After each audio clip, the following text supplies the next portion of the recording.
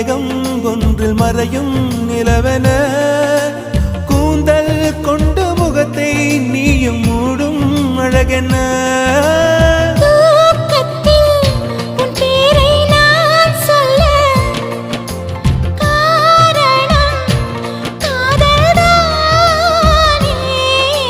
பிரம்மன் கூட ஒரு கண்ணதாசன் தான் உன்னை படைத்ததாலே